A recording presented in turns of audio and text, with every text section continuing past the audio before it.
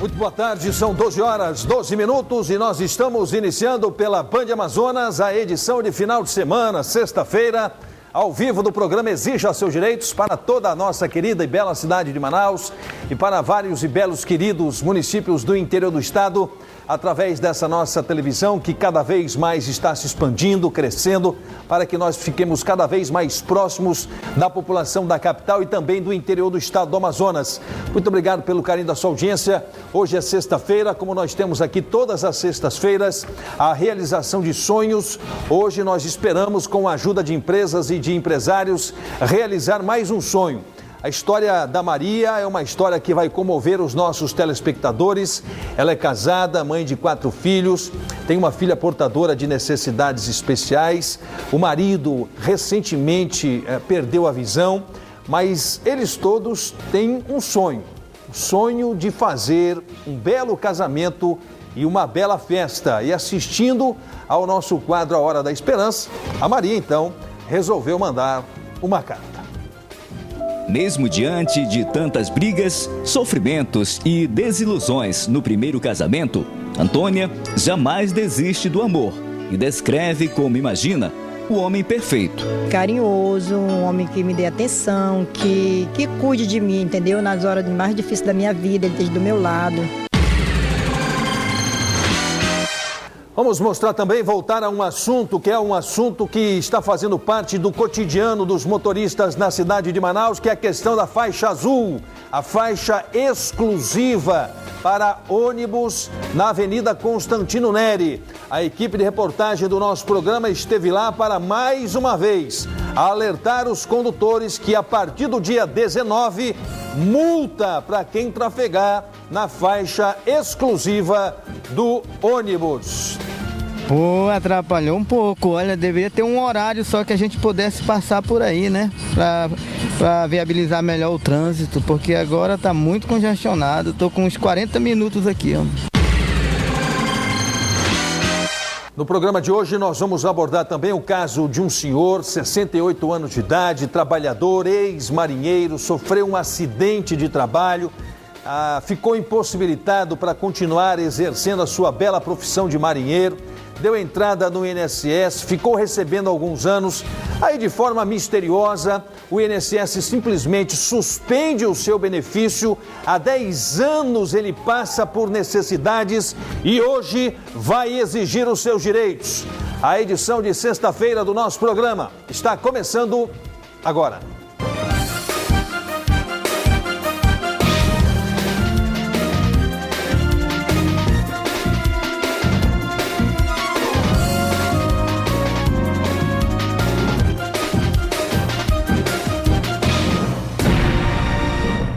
Horas e 15 minutos, eu cheguei ontem à noite a Manaus, vindo de Brasília, uma série de compromissos essa semana em Brasília, uma série de votações, de discussões importantes.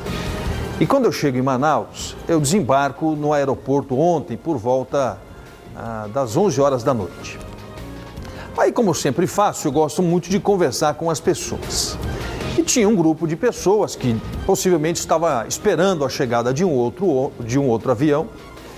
E a gente começa a conversar, porque eu gosto muito de ouvir as pessoas, de conversar com as pessoas. Eu sempre digo que a melhor forma de nós compreendermos o que a sociedade passa é ouvindo as pessoas. E lá, nessa conversa, muita indignação das pessoas com relação à prisão de 3 médicos acusados de cobrarem por procedimentos que deveriam ser gratuitos. O médico exerce uma das profissões mais nobres que nós temos na sociedade. O médico faz parto, o médico faz transplante, o médico faz cirurgias delicadas, enfim, o médico tem uma série de atividades. Mas a atividade principal de um médico é exatamente a de salvar vidas. E exatamente por ser uma profissão nobre, de salvar vidas, de resguardar a vida do ser humano, é que o médico faz um juramento.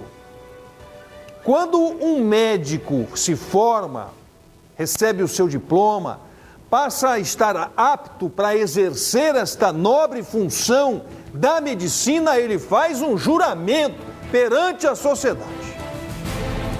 O que nos causa muita estranheza é de que algumas pessoas, que eu não posso classificar como médico, porque médico que é médico sabe exercer muito bem a sua profissão, sabe ter respeito pelas pessoas, principalmente pelas pessoas mais simples, pelas pessoas mais humildes, que é exatamente onde agiam esses quadrilheiros, que eu não vou chamar de médico. Médico é aquele que respeita o seu paciente. Médico é aquele que se forma, que se doutrina, que se especializa, que muitas vezes passa do seu horário de atendimento, que atende as pessoas com olho no olho, que atende as pessoas com muito respeito, que não cobra para fazer aquilo que ele já recebe do serviço público de saúde. Esses médicos foram presos. E veja que tem até ex-vereador aí. Tem até ex-vereador.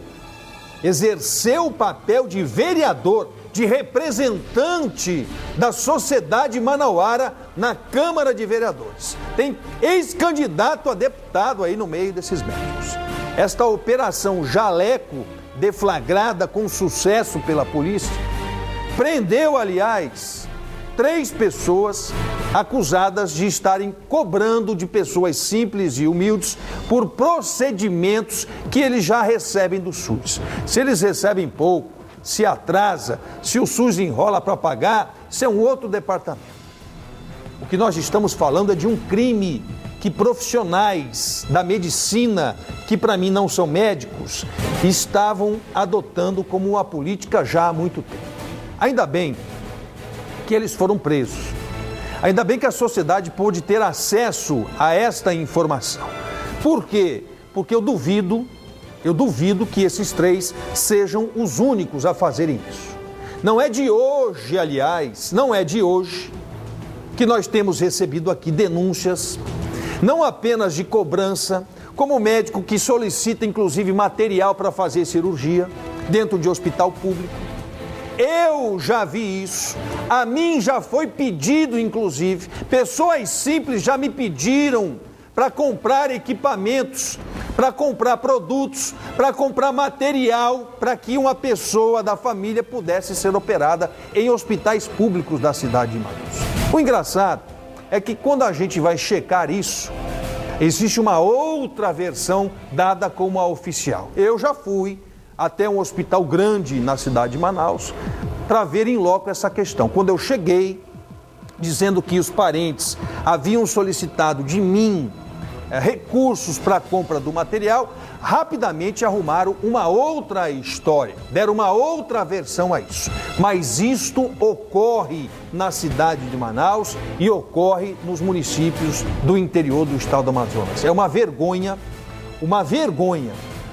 para todos nós presenciarmos que estas pessoas, que esses profissionais estavam se utilizando do expediente médico para tirarem proveito financeiro. Agora, 2 coisas. Primeiro, que esta ação desses médicos possa motivar o cidadão de bem, a pessoa que é simples, a pessoa que é humilde, a denunciar isso. Procurar o Ministério Público Federal, o Ministério Público Estadual, não sei se vale a pena procurar o Conselho Regional ou Federal de Medicina, porque ali é muito difícil se apurar alguma coisa, há um grande corporativismo ali. A verdade é essa. Eu já denunciei aqui oftalmologistas e as denúncias nunca foram para frente. Cegaram pessoas, mataram pessoas, ficou por isso mesmo. Eu estou inclusive, veja como são as coisas, já no 3º dia que eu estava em Brasília, já tinha orientado a minha assessoria para que fizesse um levantamento a respeito também dos erros médicos nesse país. Eu vou discutir essa questão do erro médico também na Câmara Federal, porque é um absurdo o que fazem e a leniência do Conselho é algo gritante.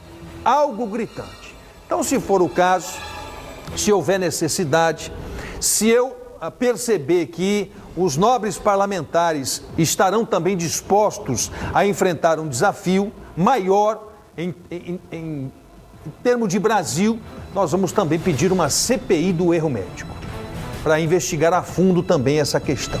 Então agora, quando a classe médica está passando por uma depuração, se você sofreu também dentro de uma unidade pública de saúde, qualquer tipo de cobrança, qualquer tipo de solicitação para que você pudesse fazer uma cota com a sua família, para pagar o médico, para pagar a ação do médico, para pagar a cirurgia, o parto, seja lá o que for, se você sofreu isso, procure os órgãos competentes e formalize a sua denúncia.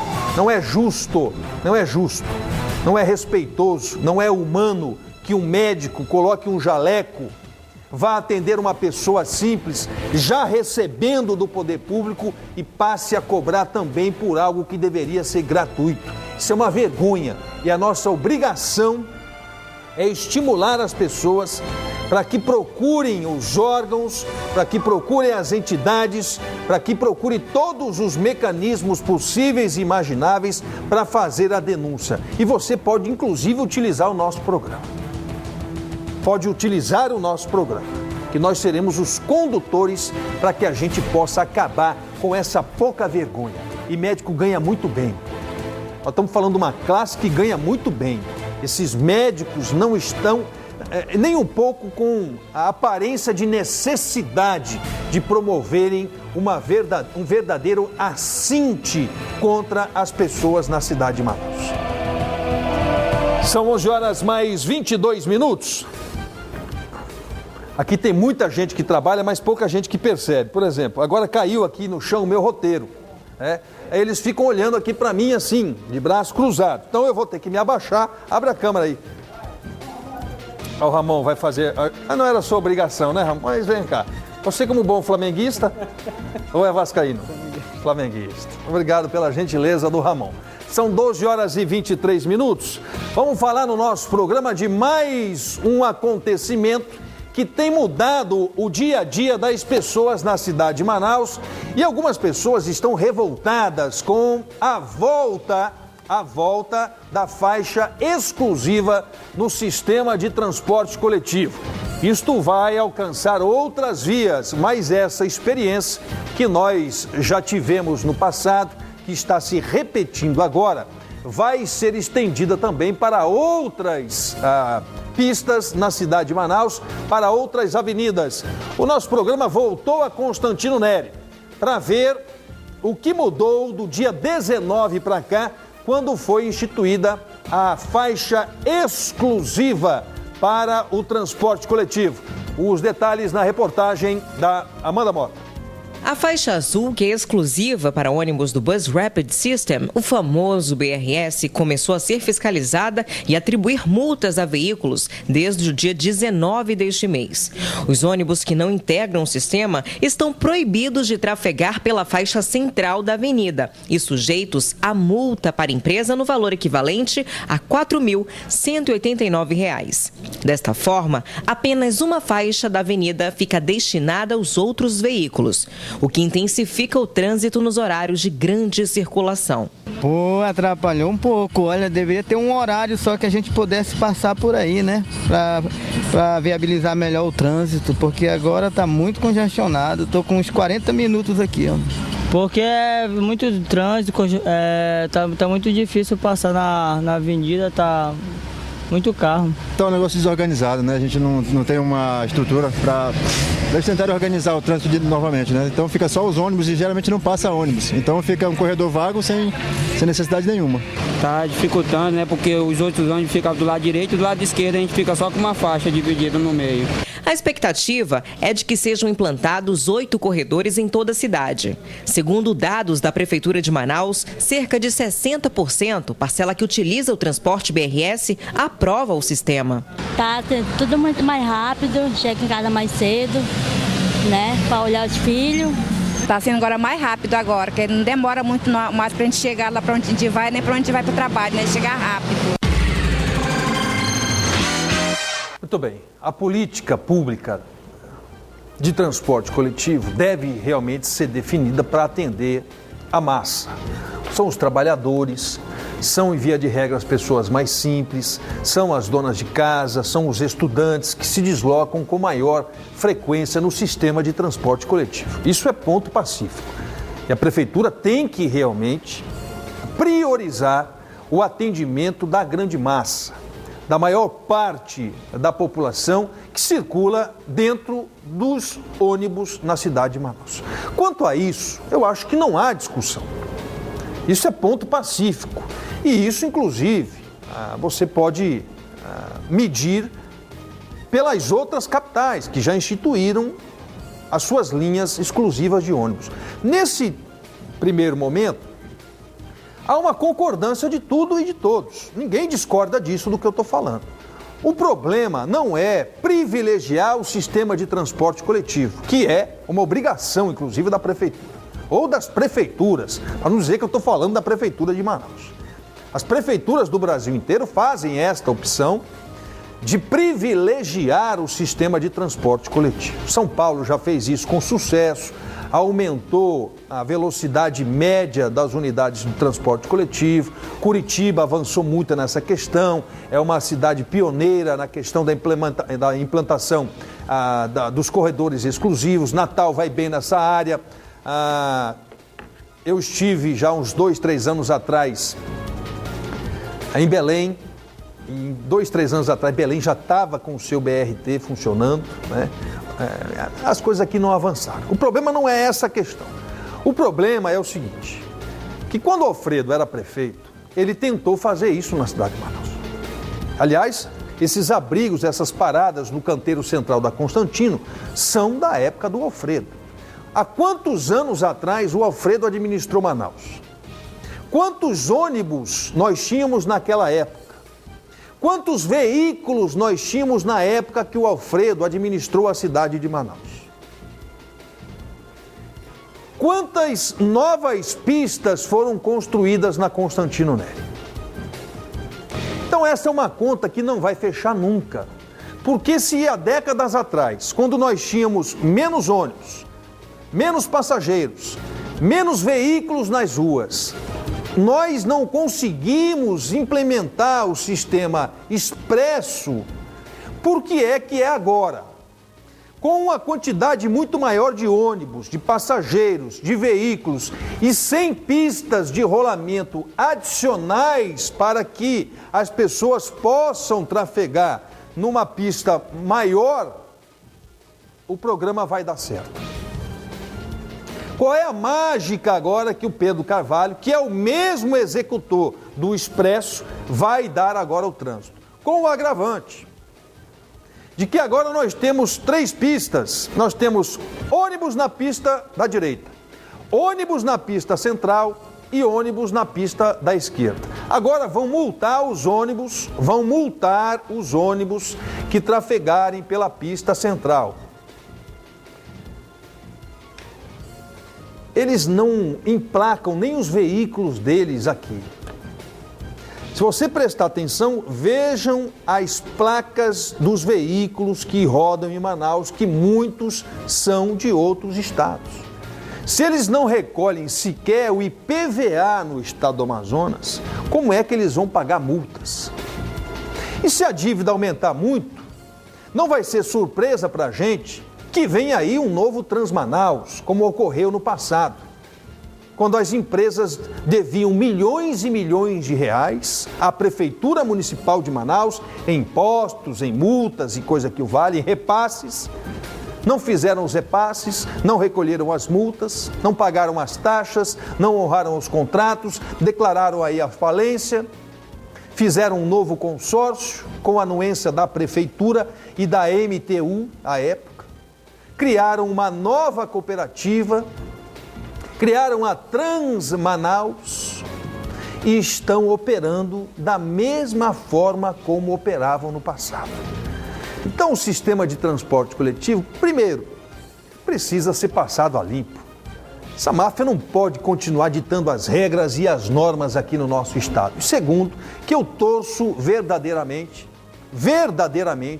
para que esta política possa dar resultados. O que eu quero é ver Manaus crescendo, se desenvolvendo, atraindo turistas, atraindo negócios, atraindo empreendimentos. Eu quero o progresso desta cidade que me acolheu e que me deu 2 filhos e me deu praticamente os meus mandatos todos de parlamentar. Eu quero o bem para a cidade de Manaus. Eu não sou adepto daqueles que defendem quanto pior, melhor para surfar em crises, como nós temos aí espalhados pelo Brasil inteiro. Eu quero o bem para a cidade de Manaus, mas eu estou com o pé atrás, porque esta experiência nós já vimos no passado e é uma experiência, infelizmente, que não deu certo, exatamente por conta da ausência de mais pistas de rolamento. O projeto é bom, deu certo em outras cidades, mas estão copiando o modelo de outras cidades, mas estão se esquecendo da construção de novas pistas de rolamento, que são pistas extremamente caras, porque você tem que fazer desapropriações ao longo da margem. São 12h32. Vamos ao intervalo? Vamos a um rápido intervalo comercial. Daqui a pouco o Oliver Castro, nós vamos conversar com o Oliver Castro. E se a história dos médicos já lhe chocou, vocês vão ver a história que o Oliver Castro vai trazer daqui a pouquinho, logo após o intervalo. Um casal, para consumir drogas, já no momento que eu diria para vocês, terminal, um casal leva o filho até uma boca de fumo e tenta penhorar o filho para conseguir droga. Vejam a barbaridade do que o efeito, do que o consumo, do que a dependência de droga pode ocasionar. É daqui a pouquinho, logo após o intervalo comercial. Por gentileza, me aguarde. Algumas coisas acontecem no nosso país, Monteiro, que nos causam uma certa revolta. Eu vou mostrar aqui o caso de um marinheiro, tem quase 70 anos de idade, trabalhou muito na sua vida e foi trabalhando que ele teve um problema no ombro, teve que fazer várias cirurgias, não tinha mais condições físicas para trabalhar. Foi então que ele procurou um médico, o médico deu laudo, atestou que ele era incapaz ao trabalho, ele deu entrada no INSS, o INSS concedeu o benefício. Reconheceu que este senhor, de quase 70 anos de idade, não tinha realmente condições para trabalhar. Mas, da noite para o dia, simplesmente suspenderam o benefício desse senhor, que não pode mais trabalhar. E ele vai fazer o que da vida, a não ser procurar o nosso programa para exigir os seus direitos. Vocês vão ver esse caso daqui a pouquinho, porque antes desse caso, que é um caso escabroso, nós temos outro caso escabroso. O Oliver Castro está nesse momento no telefone e ele vai nos trazer a informação que eu já antecipei no bloco anterior de um casal que possivelmente, segundo a denúncia, teria levado um filho a uma boca de fumo para penhorar o filho. É isto mesmo? Vamos ao Rota Urgente.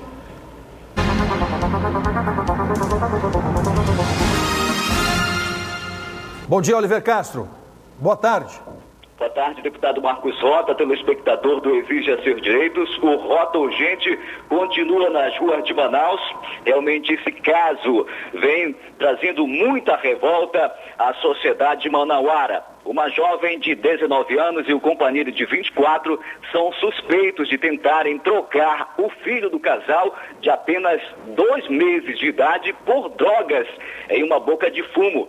O caso aconteceu no bairro Tarumã, zona oeste da capital. De acordo com o cabo Charleston Campos, da 20ª Companhia Interativa Comunitária SICOM, o próprio traficante, olha só, o traficante identificado como Caveirinha, denunciou o caso à guarnição que realizava o patrulhamento no local. Nesta quinta-feira, no caso, aconteceu ontem.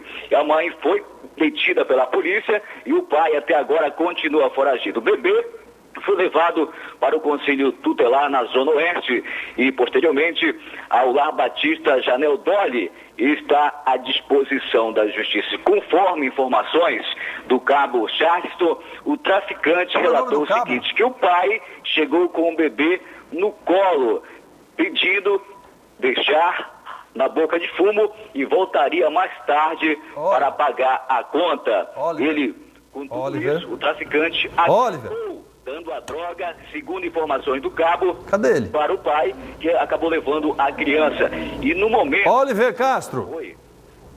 Oliver. Diga. Você está numa corrida de cavalo, calma. Calma. Como é o nome do cabo? Olha o retorno aqui, PC. Charleston. Hã?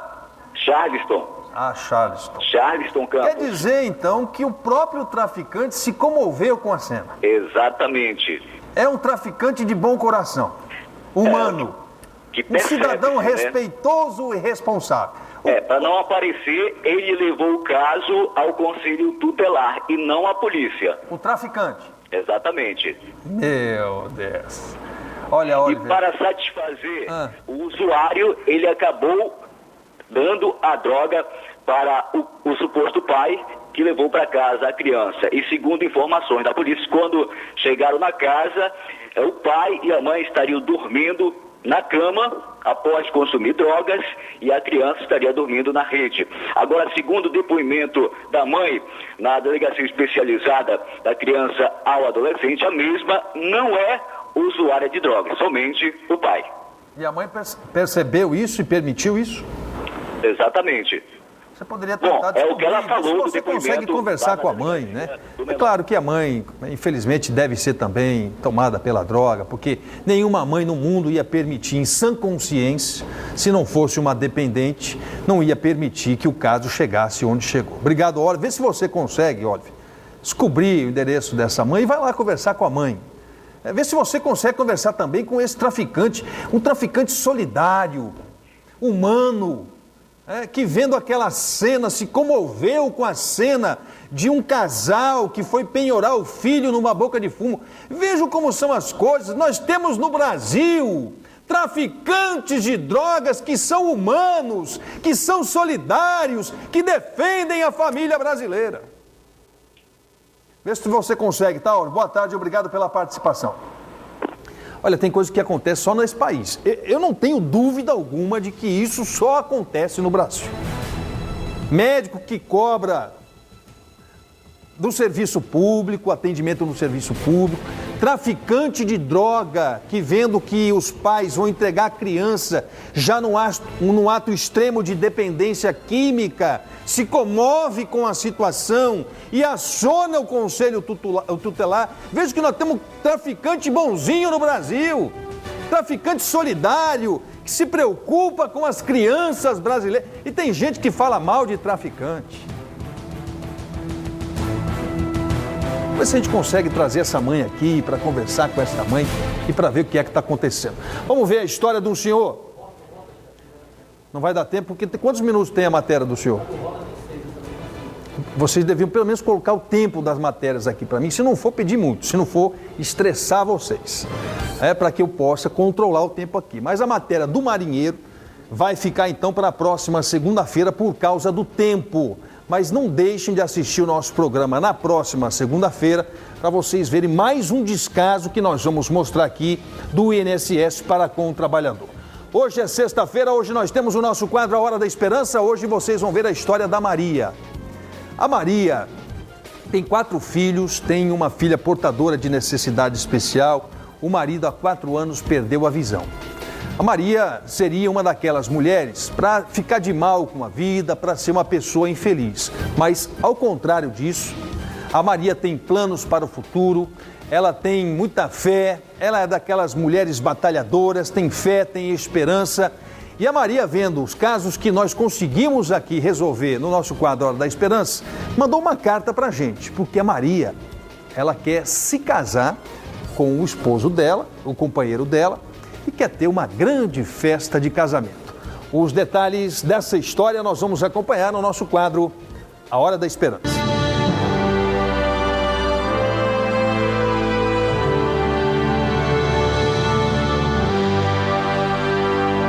Como toda mulher vaidosa, Maria Antônia Souza dos Santos, de 48 anos, não descuida da aparência.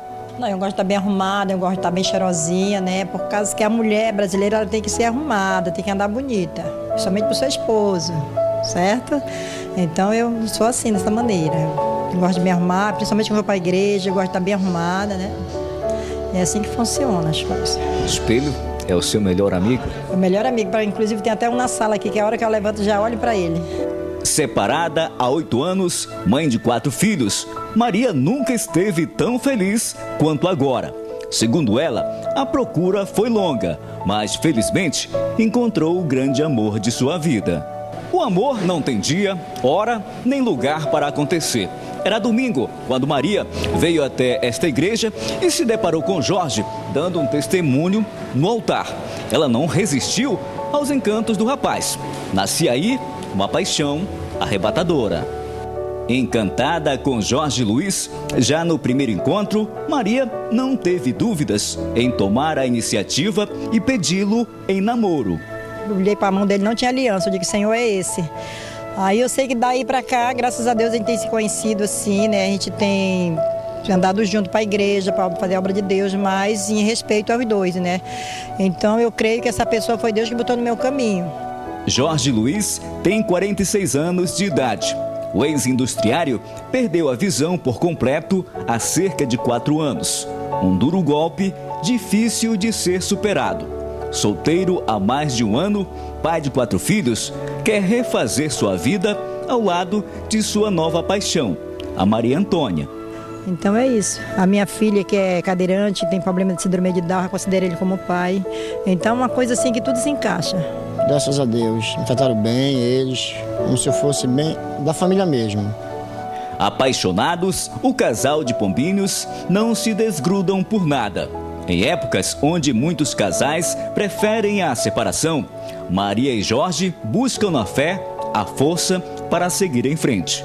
Apesar de estarem juntos há apenas 3 meses, Jorge e Maria compartilham das mesmas ideias. A natureza serve como refúgio espiritual, uma forma de aproximar ainda mais o casal. E aqui que Deus nos fortalece, nos dá mais ânimo para buscar mais a Deus e viver, né? Que eu creio que dias melhores virão em nossas vidas. O sonho de trocar as alianças novamente não apaga da memória de Maria um casamento traumático durante 25 anos. Foi 1 ano de alegria e 24 de tristeza, a qual essa pessoa, né, como eu vi com ele, que eu casei com ele, e então ele foi uma pessoa que ele não foi fiel para mim, né? Então, por causa desse motivo, teve a traição e tudo mais, a gente chegou ao ponto de separar. Ele chegou ainda a me bater ainda, eu respondi um processo também por causa disso. Então eu vi que não deu mais e eu botei o ponto final. Mesmo diante de tantas brigas, sofrimentos e desilusões no primeiro casamento, Antônia jamais desiste do amor e descreve como imagina o homem perfeito. Carinhoso, um homem que me dê atenção, que cuide de mim, entendeu? Nas horas mais difíceis da minha vida, ele esteja do meu lado. Me faz um carinho, me aqueça em seus braços, me empresta teu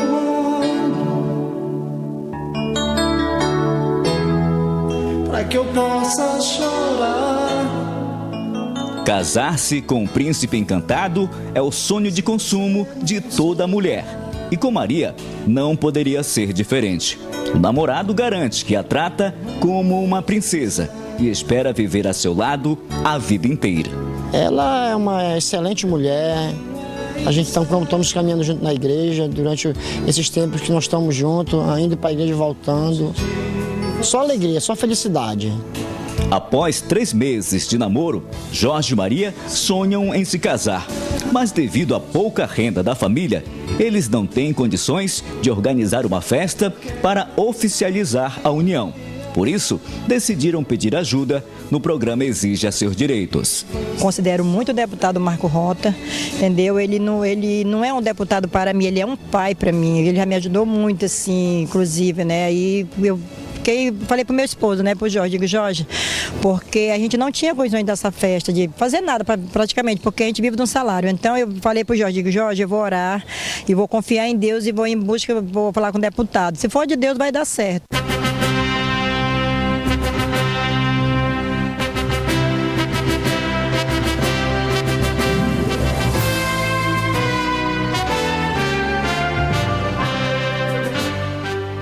Muito bem, aí está a história do Jorge e da Maria, já estão aqui nos estúdios comigo.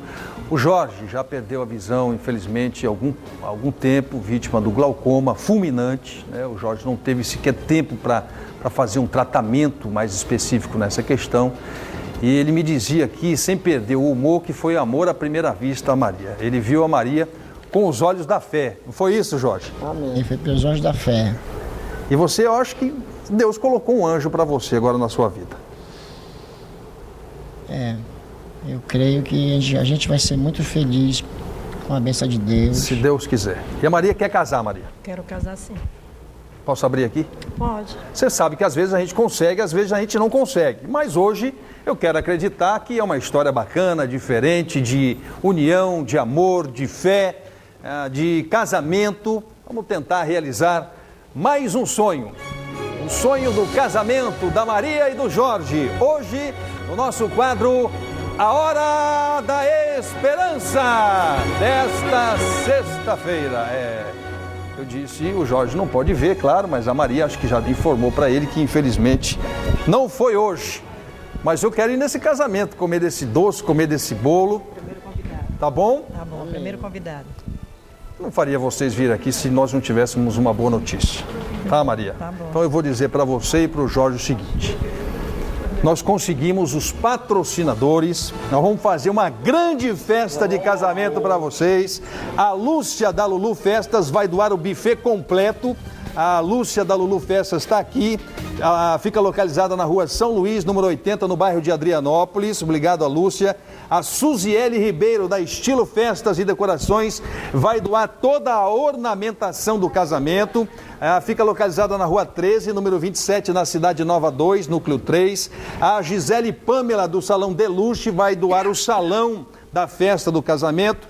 E a dona Jesus, do Coração das Noivas, está doando as vestimentas do noivo. Você vai ter um vestido de noiva e você vai ter um fraque de noiva, tá bom? A festa vai ser no próximo dia 13 de fevereiro. Vocês dois estão convidados. Tá bom. Tá bom? Tá bom. Felicidade para vocês, obrigado pela gentileza de ter vindo aqui no nosso programa. Mais uma vez você vem ajudar a gente a realizar o sonho desse casal. Espero que sempre eu venha. Se Deus quiser. Obrigado pela gentileza de ter vindo. Eu que agradeço. É a primeira vez que nós estamos vindo aqui, mas não vai ser a última. Eu creio que vai ser a primeira de muitas. Se Deus quiser. Obrigado. São jovens empresárias que estão nos ajudando a realizar o sonho da Maria e do Jorge. E com esta imagem aqui do Sidney, nós vamos encerrar a edição do programa Exija Seus Direitos desta sexta-feira, mais uma vez agradecendo de coração a estas jovens empresárias que têm a responsabilidade social, que têm a veia social, e nós vamos fazer uma grande festa, inclusive com o DJ Senna também se colocando já à disposição para animar essa grande festa. Final de mais uma edição do nosso programa. Muito obrigado pelo carinho da sua audiência. Na sequência, as irmãs Socorro e Conceição vão comandar o Câmera 13. Ótima final de semana. Que Deus abençoe você e a sua família. E até segunda-feira.